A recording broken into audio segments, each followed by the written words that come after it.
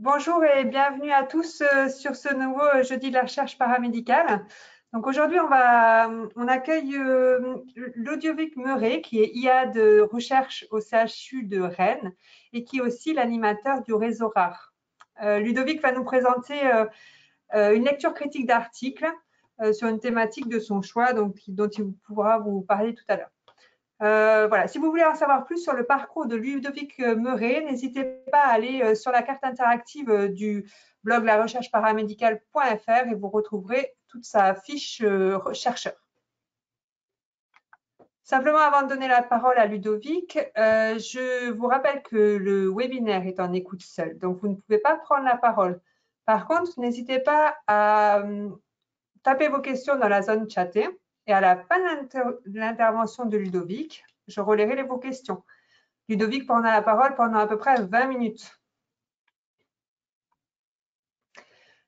Ce webinaire est enregistré. Il sera diffusé sur la chaîne YouTube.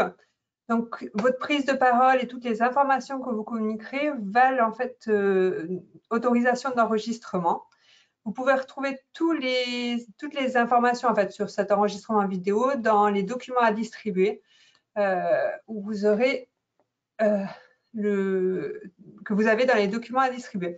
Excusez-moi encore une fois, je ne vous ai pas relayé j'avais pas partagé mon écran. Donc voilà, je vous remontre l'autorisation du webinaire que vous trouverez ici.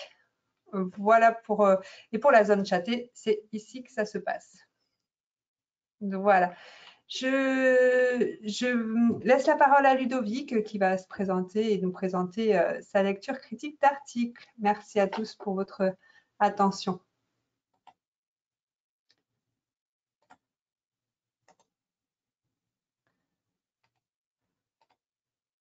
Voilà, Ludovic, je te laisse la parole.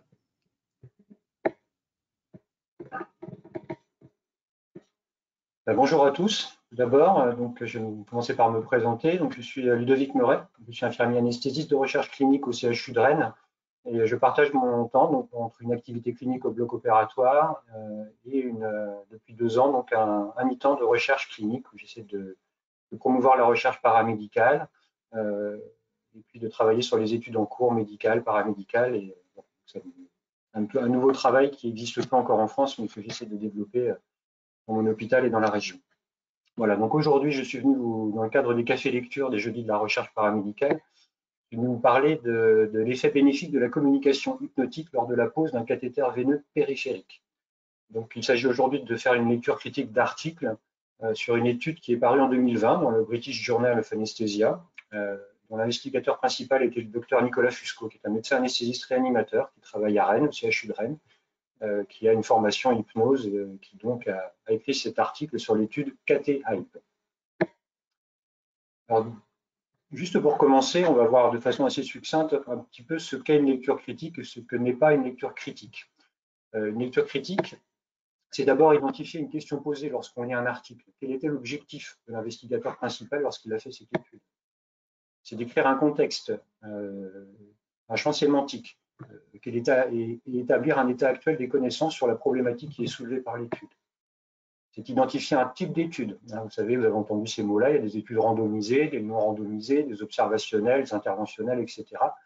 En fonction de tous ces éléments-là, une étude apporte un niveau de preuve plus ou moins important. Donc c'est important de connaître un petit peu tout ça pour savoir si cette étude-là apporte un niveau de preuve fort et qui peut nous permettre de changer nos pratiques au quotidien. C'est également identifier une population sur laquelle porte l'étude, c'est-à-dire les critères de non-inclusion, quels patients cela concerne, les critères de non-inclusion, quels patients ne sont pas concernés par cette étude. Et c'est également d'écrire une méthode. Puisqu'il y a une question de poser, l'investigateur a choisi des éléments pour mesurer ses objectifs, pour répondre à cette question. On appelle ça des critères de jugement. Et également un protocole. Donc il y a une méthode qui a été choisie pour mesurer ces éléments, qui vont permettre de répondre à la question posée par l'étude. C'est également déterminer les résultats essentiels. Il y a souvent beaucoup de résultats dans une étude, mais il faut savoir cibler ceux qui peuvent paraître importants, ceux qui ont un niveau de preuve important et un côté significatif. C'est également exprimer un avis sur l'article. Et pour ça, il faut étudier la bibliographie, connaître un petit peu le sujet, et puis reconnaître les points forts et les points faibles de cette étude, et puis ce que l'étude apporte ou non pour la pratique quotidienne. Donc aujourd'hui, il s'agit de faire une lecture critique d'articles sur l'étude CAT-HYPE. Donc cette étude, elle est parue, comme je vous l'ai dit tout à l'heure, en 2020 dans le British Journal of Anesthesia. Donc c'est un journal, une revue très bien cotée, et donc qui a été menée par le docteur Nicolas Fusco et puis par d'autres personnes, hein, des méthodologistes, d'autres médecins anesthésistes qui font partie qui sont partie intégrante du CHU de Rennes et également d'autres hôpitaux, on va le voir tout à l'heure. Donc cette étude, on va voir un petit peu après, c'est écrit en anglais, mais on va voir ça un petit peu après en français. Voilà, dans la question évaluée en particulier. Alors les questions évaluées. Donc la question était la communication hypnotique associée à la distraction, comparée à une communication neutre ou nocebo, peut-elle avoir un effet bénéfique sur la douleur, le confort et l'anxiété des patients lors de la pose d'un cathéter veineux périphérique?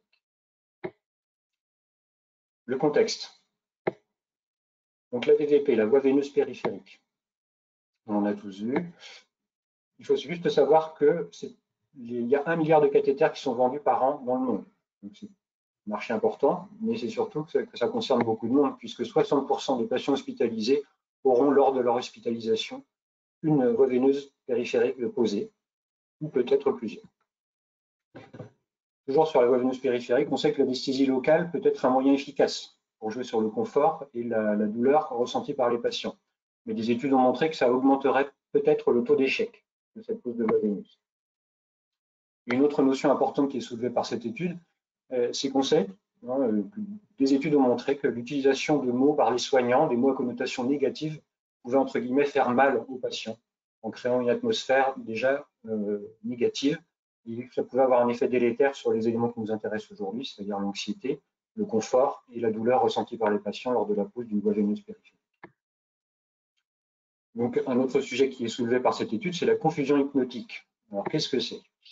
En fait, c'est une technique d'anesthésie, d'hypnose, qui utilise la distraction, dans le but de focaliser l'attention du patient vers un élément qui sera inattendu, voire même incongru, pour le sortir un petit peu de sa préoccupation du moment, qui est le stress d'une intervention, qui est le stress de la voie veineuse, qui est le stress d'une présence à l'hôpital, parfois tout simplement. Donc la confusion hypnotique a déjà été étudiée, hein, on sait qu'elle a une certaine efficacité sur la perception par le patient de la douleur et de l'anxiété. Mais peu d'études ont encore randomisées, on verra un petit peu ce que ça veut dire tout à l'heure, et rigoureuses s'étaient intéressées à la question, en particulier sur la pose de voie veineuse périphérique. Donc c'était tout l'intérêt de cette étude. On pourrait un peu, pour illustrer ce qu'est la confusion hypnotique, imaginer un soignant, hein, c'est ce qui a été fait pendant l'étude, qui parle au patient et qui lui dit « Votre vélo va toujours à la piscine ?» Une question absolument surprenante, qui peut inspirer ça au patient. Il dit « Mais de quoi me parle-t-il » Et justement, cette confusion hypnotique peut être utilisée à des fins intéressantes pour nous soignants. Alors, le type d'étude, on en a parlé tout à l'heure déjà. Alors, donc c'est une étude prospective. Alors, qu'est-ce que ça veut dire prospectif par opposition à une étude rétrospective? C'est-à-dire qu'on n'a pas utilisé des données qui existaient déjà dans des dossiers qui avaient été prélevés avant même qu'on ait une idée de faire une étude. C'est quelque chose, les données qui ont été recueillies et étudiées pour cette étude ont été prélevées dans le cadre de cette étude. Donc là, l'étude a cherché à mesurer le confort, la douleur par 3 méthodes différentes qu'on verra tout à l'heure. Donc c'est une étude qui est également randomisée. Donc ça, c'est une méthode de choix aléatoire. Hein. Le patient donne son accord pour l'étude et ensuite, il y a un logiciel qu'on utilise pour beaucoup d'études qui va répartir de façon aléatoire entre les 3 groupes, cette étude-là, les patients. Donc un tiers sera dans le groupe douleur, un tiers sera excusez-moi, je me trompe, je recommence. Un tiers sera dans le groupe hypnose, un tiers dans le groupe nocebo et un tiers dans le groupe neutre. Alors, c'était une étude multicentrique internationale. Ça veut dire que plusieurs hôpitaux ont participé à cette étude, qu'ils ont appliqué le même protocole international, puisqu'il y avait 2 hôpitaux français et un hôpital belge. Une autre notion également, c'est une étude en groupe parallèle, c'est-à-dire que chaque participant reste dans le groupe où il a été alloué au début, par la randomisation, du début à la fin de l'étude. Donc, si un patient était dans le groupe hypnose, il y reste jusqu'à la fin de l'étude et toutes les données qui sont mesurées pendant cette étude le seront dans ce groupe.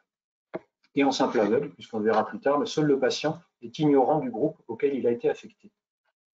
Les soignants, eux, étaient au courant. Alors, la population étudiée. Donc, les critères d'inclusion de cette étude, c'était des patients majeurs. Hein, il y a déjà eu des études de fait sur ce sujet chez des patients pédiatriques, mais encore un intérêt supplémentaire pour cette étude, c'est qu'elle s'intéressait aux patients majeurs.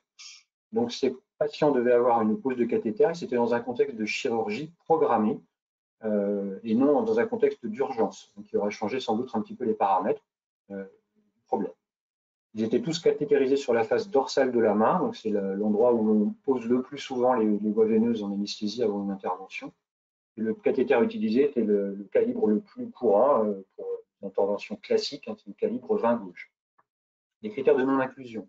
Donc les patients ne devaient pas avoir eu de prémédication avant d'arriver, ce qui aurait changé un peu leur état d'esprit, leur attention, leur réceptivité peut-être, et étaient également non inclus les patients dont l'accès veineux difficile était prévisible. Il y avait également des critères d'exclusion. Alors, les critères d'exclusion, c'est un patient qui a déjà été inclus, on commence à faire l'étude avec lui et on le retire de l'étude. Donc là, le motif était un échec de première tentative de cathétérisation. Alors, quelle est la méthode qui a été utilisée? Alors, déjà, le protocole, donc le patient a été inclus dans l'étude, après avoir donné son accord, bien sûr.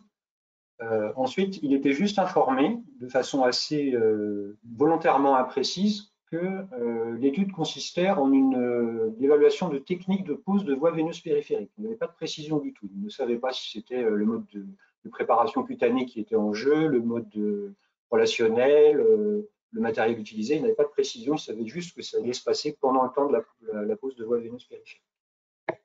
Donc, comme je vous l'ai dit tout à l'heure, il y avait 3 groupes d'allocation pour les patients. Un groupe hypnose, un groupe neutre et un groupe nocebo. Avec pour chacun de ces 3 groupes une communication standardisée d'établi aux 3 phases importantes de la pose d'une voie veineuse périphérique. Donc à la mise en place du garrot, on disait des choses bien précises dans chaque groupe, à la décontamination de la peau également, et également à l'insertion du cathéter au moment où on posait la perfusion. Donc pour ce qui est du groupe hypnose, 3 questions étaient posées. Donc à la mise en place du garrot, on demandait au patient comment êtes-vous venu à l'hôpital. Au moment de la décontamination de la peau, on lui demandait combien de temps vous a-t-il fallu pour venir ici. Au moment de l'insertion du cathéter, on lui demandait si son vélo est toujours à la piscine. Donc, je vous l'ai montré tout à l'heure. Dans le groupe neutre, 3 questions, 3 phrases standardisées également. Je mets le garrot pour dilater la veine. Je décontamine la peau. J'insère le cathéter. Dans le groupe placebo, je mets le garrot. Ça sert fort. Au moment de la décontamination, c'est froid. À l'insertion du cathéter, attention, ça va piquer. 1, 2, 3, ça pique. Donc, je vous demande juste de regarder un petit peu plus précisément ces phrases. Vous marquerez dans la méthode hypnose, il s'agit de 3 questions qui sont posées. Dans la méthode neutre, ce sont 3 phrases à la forme affirmative. Et dans la méthode nocebo, ce sont 3 phrases qui sont à la forme exclamative. Ça peut paraître un petit peu caricatural, à première vue comme ça, mais on a tous entendu ces phrases-là lors de pause. C'est froid. Je mets le garrot, ça sert fort. Ça, c'est des choses qu'on a entendues. Et ça pique, on l'entend également. Donc, ça correspond quand même à une réalité, même si, comme ça, en apparence, écrit comme ça peut paraître un petit peu caricatural. La méthode qui a été utilisée, donc il y avait plusieurs soignants qui travaillaient pendant cette étude. Donc, il y avait tout d'abord, le patient bien entendu, mais du côté des soignants, le chercheur ou la chercheuse. Donc, qui, elle, ne connaissait pas le groupe d'allocation, qui était chargé de recueillir les données et qui n'était pas autorisée à communiquer pendant la pause de perfusion. Elle était là en simple observatrice pour recueillir les données. Et le clinicien ou la clinicienne, qui était un médecin anesthésiste ou une infirmière anesthésiste diplômée d'État, qui, lui ou elle, connaissait le groupe d'allocation, qui était chargé de réaliser le geste technique, c'est-à-dire la pause de perfusion. Il devait avoir plus de 3 ans d'expérience dans la pause de perfusion. Des choses importantes, dans le groupe hypnose, les cliniciens et cliniciennes étaient des soignants formés à l'hypnose, ils devaient avoir une expérience de plus d'1 an. Et dans les groupes neutres et nocebo, les cliniciens et cliniciennes n'étaient pas formés dans le groupe à l'hypnose. Les critères de jugement, donc les éléments qu'on mesurait pour répondre à la question de départ. Donc, le critère de jugement principal qui était étudié dans cette étude était une auto-évaluation de la douleur liée à la cathétérisation par une échelle visuelle numérique dans les 3 minutes qui suivaient la fin du geste. Il y avait également des critères de jugement secondaire, hein, qui permettaient de répondre à des questions un petit peu annexes, mais qui concernaient toujours le sujet. Donc une EVN confort avant et après la procédure. Même chose pour l'anxiété. Et le chercheur devait observer, en plus, ça faisait partie des données qu'il devait relever, s'il y avait eu un retrait du bras au moment où on posait la perfusion. Si le patient avait exprimé par des sons ou des mots une douleur, une gêne, une anxiété, un inconfort. Alors, quels sont les résultats essentiels de cette étude? Alors, tout d'abord, on va voir un petit peu le flowchart de cette étude. 294 patients ont été randomisés. Sur ces 294 patients, 19 ont été exclus. Il y avait un critère d'exclusion tout à l'heure, vous vous rappelez, c'était un échec dans la première tentative. Donc, 19 patients pour lesquels il y a eu un peu d'échec, il y a eu un échec de pause. Ça correspond à peu près à ce qu'on observe dans la littérature. Ils avaient même un taux d'échec un peu moindre. Les auteurs disent que peut-être qu'ils avaient une équipe qui était particulièrement expérimentée. Bon, voilà, mais en tout cas, c'est assez proche de la réalité. Donc 294 moins 19, ça nous fait 272 patients dont les données ont été relevées et étudiées pour donner les résultats de cette étude. Donc après randomisation, comme je vous l'expliquais tout à l'heure, on a 3 groupes qui sont assez proches en nombre, c'est tout à fait correct. C'était des groupes qui étaient aussi comparables pour ce qui est de l'âge, du genre, de la corpulence, c'est le BMI ou l'IMC, l'indice de masse corporelle, le type de chirurgie, le niveau social et le niveau de formation. Alors, le type de chirurgie, pour faire simple, en gros, on utilise une classification qui différencie le niveau de risque des chirurgies en 3 parties, un risque bas, un risque intermédiaire, un risque haut. Bon, les chirurgies hautes, c'est les chirurgies où il y a un risque, un pronostic vital engagé, il y a un stress important. Les chirurgies basses, ce sont des choses plus communes. Donc, c'était important, ils ont également regardé ça. Le critère de jugement principal, quel était le résultat? Je vous rappelle, c'était la douleur après cathétérisation.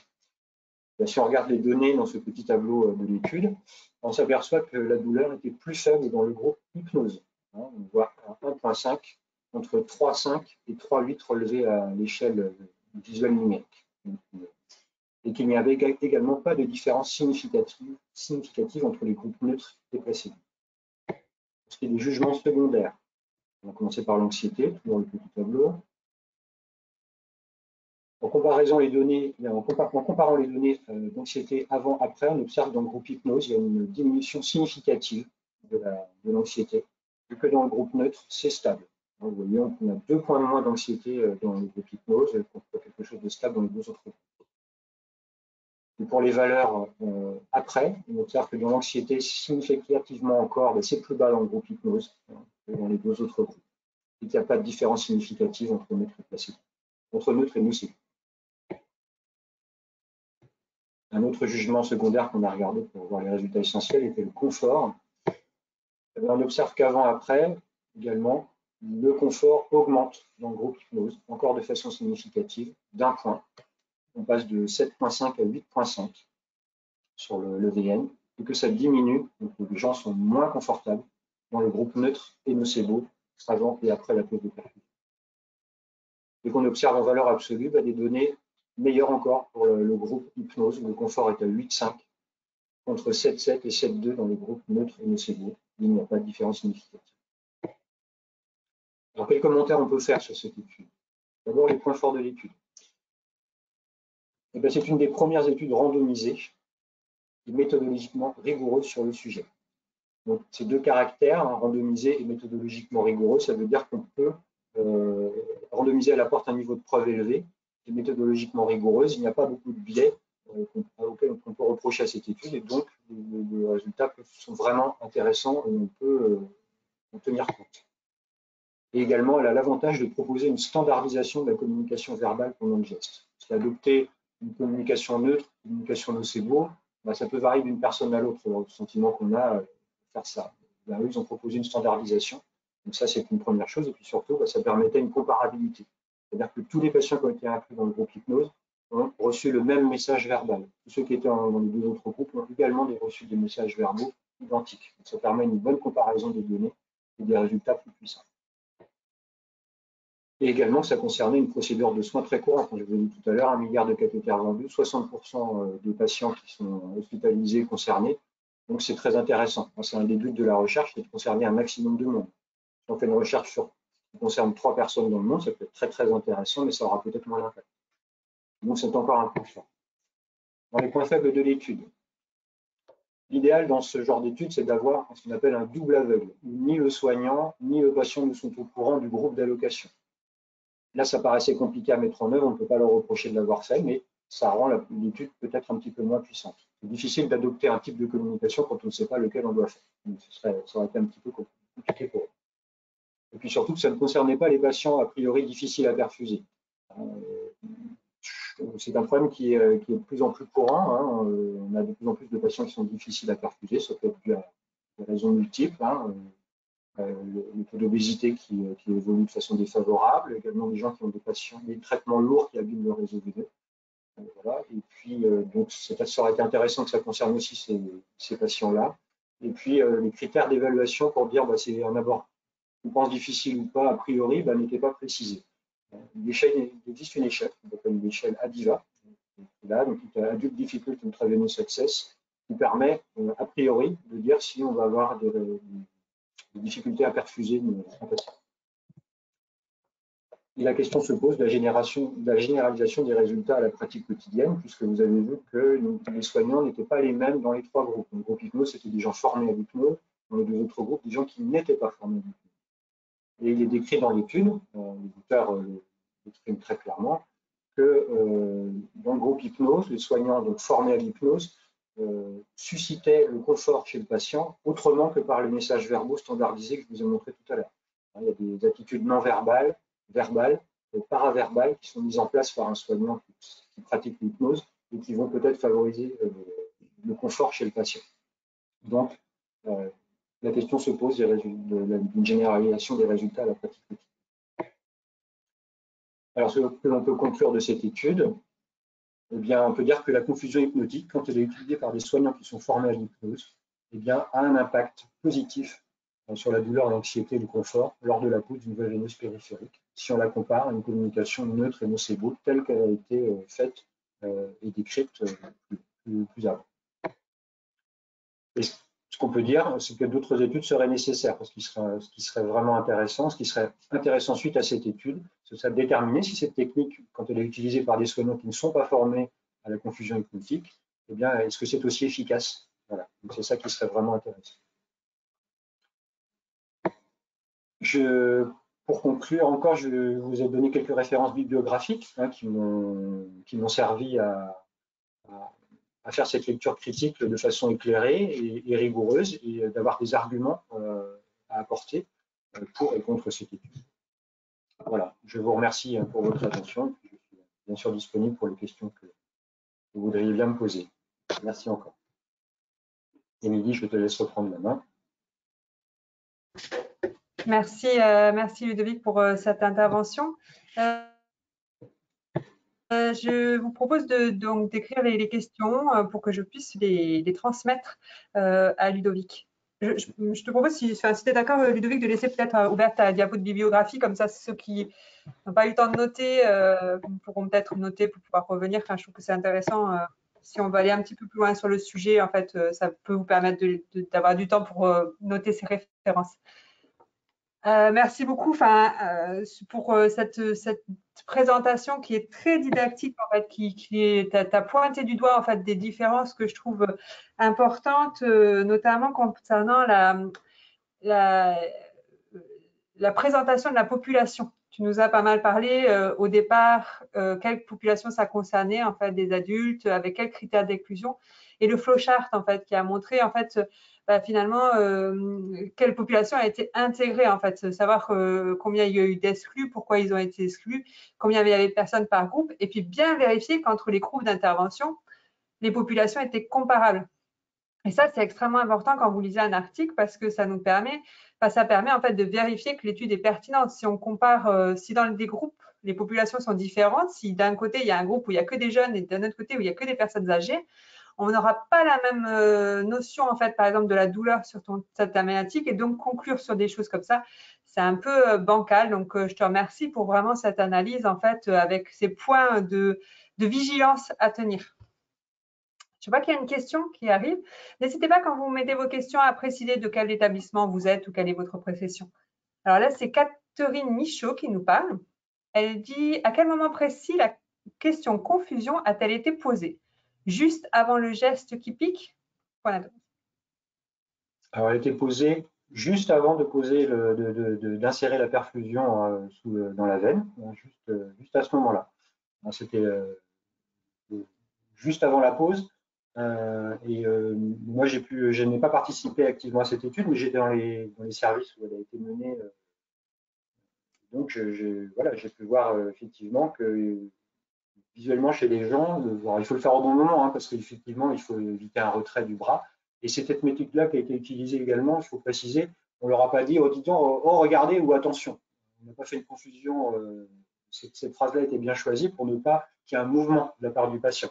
Ça provoquait juste une stupéfaction physique. On la voyait clairement, les gens avaient un moment, ils ouvraient grand les yeux et on voit bien qu'ils étaient en train d'imaginer un vélo allant à la piscine. C'était clairement, voilà. Cette phrase a été choisie, on peut en choisir d'autres, mais en tout cas, elle était faite pour répondre à la question juste avant de poser la perfusion. Et on utilisait ce moment de confusion pour insérer le cathéter.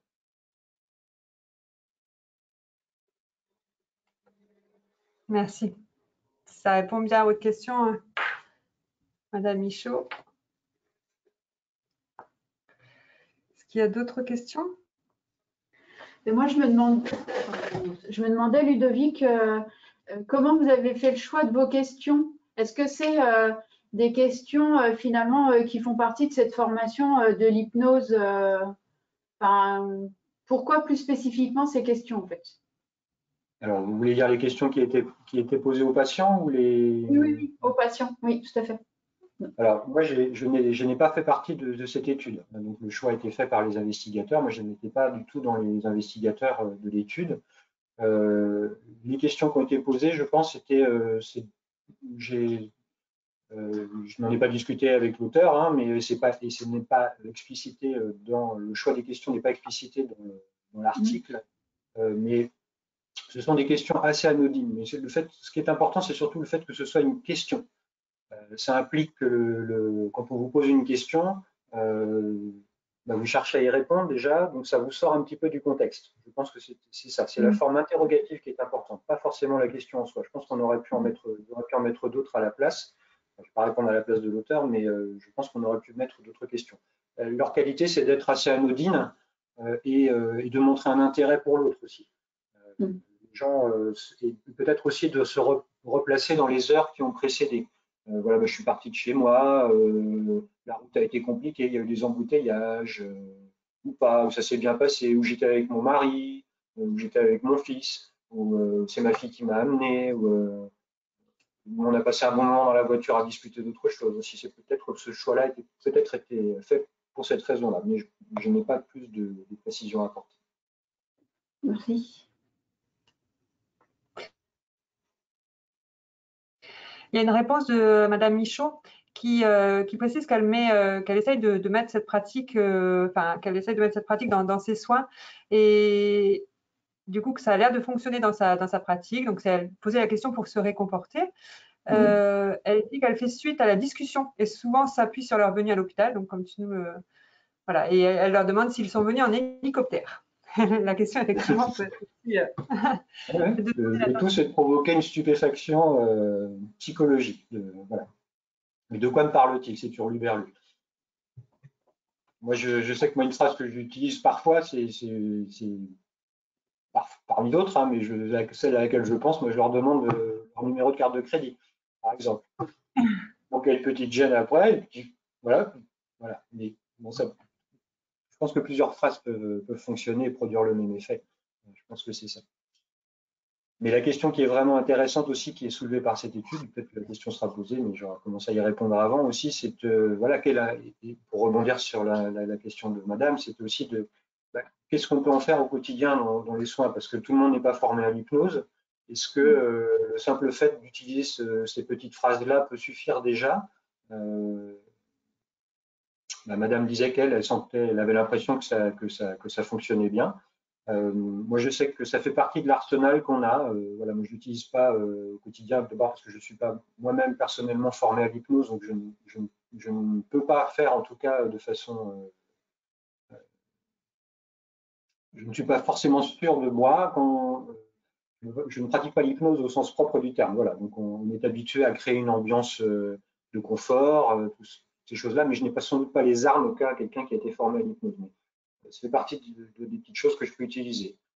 Voilà, quand je sens qu'il y a le besoin, et puis après, il y a une partie de feeling aussi. On sent avec des patients avec qui ça va à coup sûr bien fonctionner, où on va se sentir, nous, crédible quand on le fait. Il y a une question de contexte aussi. Parfois, on est pris par le temps. Alors, même si dans l'étude, ils disent que ça ne prend pas plus de temps de faire ça quand on est habitué à le faire, ça ne rallonge pas le geste. Donc, la notion de temps, c'est quelque chose d'important dans les soins à l'hôpital en ce moment. Il y a le bruit ambiant qui peut perturber aussi. Voilà, donc en tout cas, ça fait partie des choses qu'on peut utiliser au quotidien sans prendre de risques à coup sûr. Après, comme je disais à la fin, des études peut-être futures montreront que même quand on n'est pas formé à l'hypnose, utiliser ces petites phrases-là, ça a un effet bénéfique sur le confort, sur l'anxiété et la douleur que peut ressentir le patient au moment de la pose de perfusion. Madame Michaud te remercie. Elle travaille à l'hôpital de Voiron, pour ceux qui sont intéressés pour cette pratique. Justement, par rapport à ta dernière remarque, en fait, il y a une question de Nathalie Demort, du coup, qui est IAD au CHU de Rennes, qui te remercie pour cette très belle lecture d'article. Est-il prévu un nouvel essai clinique pour justement tester avec des professionnels non formés à l'hypnose? Alors, je n'ai pas de réponse précise à donner. Je sais que le docteur Fusco a beaucoup de projets de recherche, et que on en avait discuté, je sais, il y a longtemps, au moment où il menait l'étude d'ailleurs, il m'avait dit que ce serait certainement quelque chose qu'il voudrait explorer. Donc, je ne sais pas s'il est parti sur d'autres choses en attendant, mais pour le moment, ça n'est pas prévu à ma connaissance.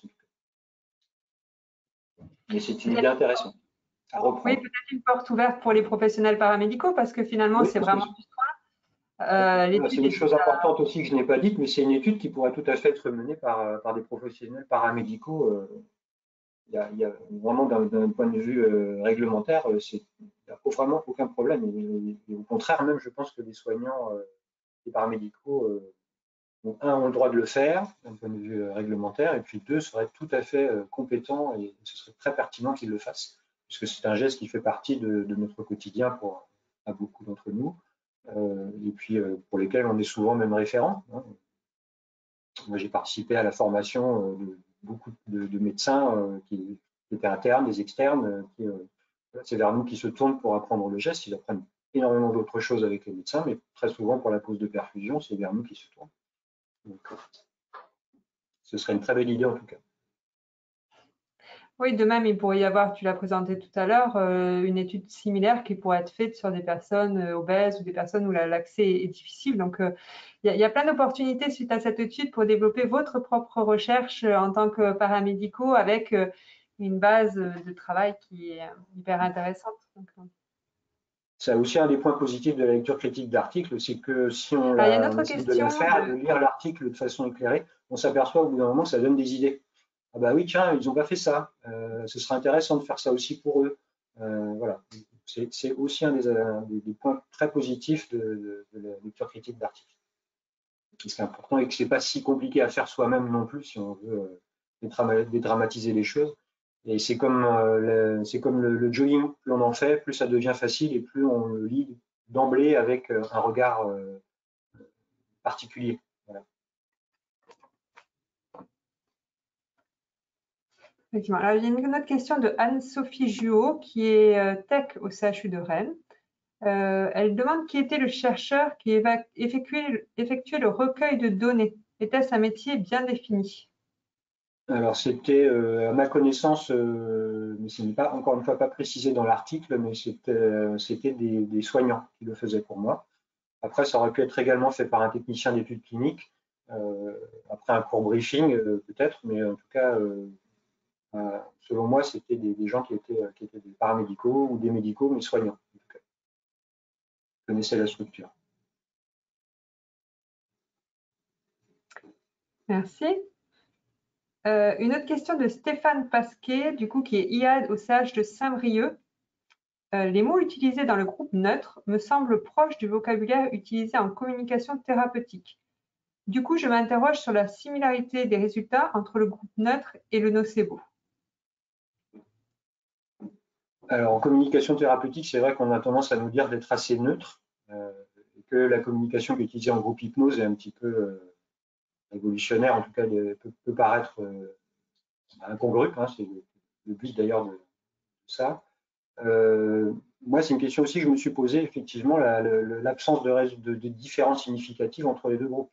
Ça veut dire que quand on utilise des mots qui font mal, entre guillemets, ben, c'est pas bien. On sait que ça rend les gens, la sensation de confort, d'anxiété, de douleur peut être exacerbée, et le confort diminué.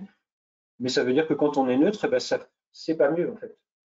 Donc, c'est déjà mieux peut-être de ne pas prononcer ces mots-là, mais qu'on n'obtient pas de meilleurs résultats d'après cette étude, en tout cas.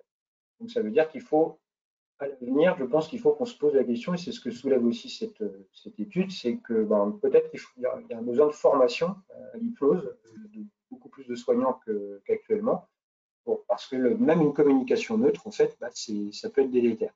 En fait. Alors après, c'est pas précisé dans l'étude aussi, mais il est possible, ça peut toujours être un des biais dans l'étude. Je ne sais pas quelle attitude, pour ce qui est du non-verbal, du paraverbal, avaient les soignants qui utilisaient cette communication neutre et nocebo. Parce que c'est peut-être un des biais aussi de l'étude, c'est parfois, on ne fait pas que prononcer des mots quand on réalise un geste. Voilà. On prononce des mots, mais on a une attitude. On a un regard, on a un ton de voix, on a un rythme, on a des mouvements de bras, on sait que la façon dont on touche le bras d'un patient avant de lui poser une perfusion est importante. On sait qu'en attrapant comme ça quelqu'un par la main, pour directement aller voir les veines dessus de la main, bah, ça rappelle des choses de l'enfance. Voilà. On vous attrape comme ça quand on est petit, c'est qu'on vous emmène, on vous force un petit peu à aller plus vite ou à aller dans un endroit où on n'a pas tellement envie d'aller. Donc, le simple fait d'attraper le bras et seulement ensuite de glisser et d'arriver à l'endroit où on veut aller, rien que ça joue. Donc c'est très difficile de conclure complètement. Je comprends la question, mais je pense qu'en communication thérapeutique, on apprend aussi à adapter son attitude non verbale et paraverbale. Ce ne sont pas que des mots, en fait, pour répondre à la question. Mais ça soulève effectivement, et ça m'a permis aussi de dire ce que je n'avais pas dit au début, c'est qu'il n'y a pas de différence entre une communication neutre et une communication nocebo. Ça, c'est une chose importante. Donc moi, je ne me serais pas douté avant la connaissance de cet article. Pour moi, c'était quand même déjà beaucoup mieux d'au moins d'être neutre. Voilà. Ben non, apparemment, ça n'apporte pas tellement de bénéfices par rapport à des mots qui font mal. De là, peut-être, ça aurait été super intéressant en fait d'avoir cette autre étude en fait avec des professionnels non formés. Peut-être que ça permettrait en fait de gommer ce biais de comportement et peut-être d'avoir d'autres réponses. Alors, je parle de biais, mais la population aussi étudiée est assez conséquente. Hein. Donc, il y avait 27, il y a plus de, je ne sais plus, mais enfin, en tout cas, c'est en centaines de patients, il y a un nombre important. Donc, ça dilue un petit peu l'effet soignant. Ça a été fait par plusieurs soignants différents avec des méthodes différentes et ça dilue un petit peu le biais. Si ça avait été fait sur 10 patients avec 2 soignants différents, on aurait pu établir voilà, ça comme un biais important. Là, pour moi, ça n'est pas le cas.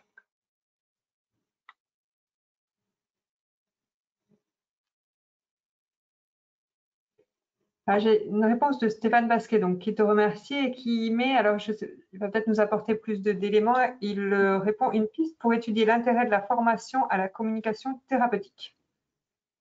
Pardon, j'ai pas entendu le début, excuse-moi. Il commente Stéphane Basquet du CH de Saint-Brieuc qui posait la question précédente. Il nous dit une piste pour étudier l'intérêt de la formation à la communication thérapeutique. Peut-être. Mais en tout cas, voilà, c'est ce que je lui ai répondu tout à l'heure, mais je le redis, je pense que la communication thérapeutique, elle n'est pas que verbale. Donc pour moi, ça reste quand même quelque chose déjà d'important et ça sensibilise au moins les soignants, de toute façon. Donc moi, je ne l'ai pas faite, donc je ne vais pas avoir d'avis tranché ni dans un sens ni dans l'autre sur cette formation, mais en tout cas, je suis persuadé qu'elle apporte autre chose que du verbal et qu'elle apprend également adapter son non-verbal et son paraverbal à toutes les situations. En plus de sensibiliser les patients à l'importance de ces éléments. Les soignants, pardon. Merci Stéphane Pasquet, approuve. Une autre remarque d'Anne-Sophie Jouot. Du coup, puis il y aura encore une remarque d'Emmanuel Lecomte, et puis après, je vais peut-être être obligé de conclure parce que l'heure avance. Du coup, Anne-Sophie Jouot te dit, peut-être pourrait-on aussi se poser la question de patients qui seraient, lors d'une deuxième expérience identique, moins en confusion, dans le cadre d'une généralisation à la pratique quotidienne.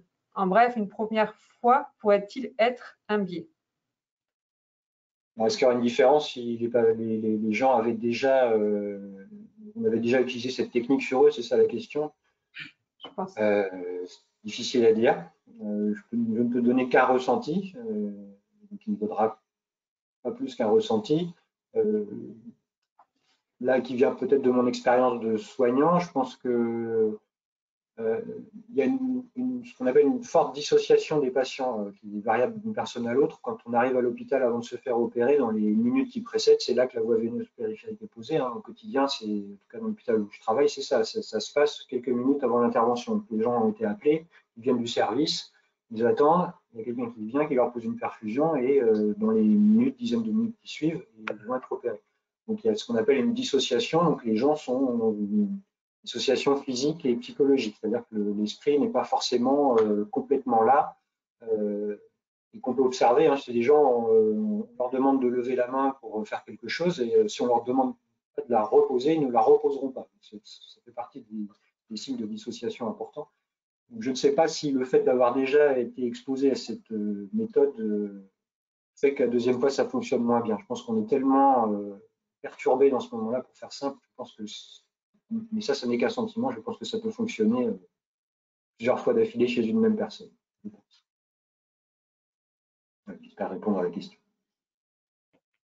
Je pense, Anne-Sophie Jouot te remercie pour cette présentation. Une autre remarque de Emmanuel Lecomte du CH du Mans. Elle précise une piste aussi de formation pour les étudiants infirmiers dès la formation initiale sur la communication thérapeutique. En effet. Bon, ma formation date un petit peu, malheureusement. Mais oui, effectivement, je ne sais, je pense pas que ce soit encore inclus. Ça va dépendre un petit peu des instituts. Ils ont un petit peu de liberté. Les programmes sont les mêmes, mais dans la façon de les appliquer, je ne sais pas si. Il y a peut-être des écoles d'infirmiers anesthésistes ou des écoles d'infirmiers, des instituts de formation qui pratiquent ça. Après, je pense aussi il faut que ça se développe aussi, qu'il y ait de plus en plus de gens de formés à ça. Pour que ça devienne un petit peu une évidence, mais effectivement, ça serait de toute façon une bonne chose, parce que les soignants qui ne sont pas formés, qui font comme ils peuvent, avec ce qu'ils pensent être bien. Voilà. Et parfois, ce qu'on pense être bien, ça n'apporte pas de bénéfices, voire même ça peut parfois être pire. Donc, toujours une nécessité de formation, on est bien d'accord. Alors, voilà, si vous voulez avoir ce genre de projet, c'est un projet à l'IFSI de Saint-Brieuc, nous précise Stéphane Pasquet. Également, s'il y a d'autres formateurs dans la salle, et si Ludovic, tu es d'accord, vous pouvez très bien réutiliser en fait l'enregistrement de cette vidéo pour repasser la lecture critique de cet article dans la formation en fait pour les étudiants. On a pas mal d'écoles qui nous sollicitent en fait pour avoir accès au replay, et il n'y a pas de problème en fait. Comme ça permet en fait peut-être tout simplement déjà de montrer aux étudiants que par la lecture en fait d'articles, on arrive à avoir des réponses, et de se questionner en fait sur des pratiques quotidiennes. Et celle-ci est tellement générale, comme tu nous l'as montré, que ça peut être aussi un moyen d'éveiller en fait la sensibilité des étudiants à ce propos. En tout cas, c'est possible. N'hésitez pas à nous solliciter pour cela. Tout à fait. Alors, une dernière question. C'est la dernière, puis après, je vous remettrai en relation avec Ludovic Mouret. Je ne voudrais pas trop dépasser en fait sur le temps. Muriel Bouvier, qui est à l'IFSI d'Angers, et qui nous précise qu'il y a aussi une initiation à la communication thérapeutique à l'IFSI d'Angers. C'est très, très bien. J'aurais aimé l'avoir pendant ma formation. Voilà, ça se développe aussi peut-être de plus en plus, et c'est quelque chose de positif et de très intéressant, comme tu viens de nous le montrer. Emmanuel Voilà, et au Mans aussi, nous précise Emmanuel Lecomte. Donc, je pense que voilà, ça se développe un petit peu partout. Voilà, Stéphane Basque se permettra d'utiliser la vidéo pour sa formation d'initiation à la recherche en juin prochain auprès des étudiants d'L2. Voilà, bah Stéphane, tu pourras nous faire un retour des étudiants à Ludovic ou à moi-même pour communiquer sur ce sujet. En tout cas, merci à tous pour votre attention. Merci Ludovic pour ce café lecture très intéressant. Voilà, j'ai des remerciements qui arrivent en fait dans le chat. Donc voilà, un remerciement collectif pour cette très belle intervention. N'hésitez pas, si vous avez des questions, à me renvoyer un mail que je pourrais faire suivre à Ludovic Meuret ou à contacter Ludovic directement, puisque du coup, vous avez ses coordonnées en fait sur la carte interactive que vous retrouvez sur la rechercheparamédicale.fr. Donc, n'hésitez pas.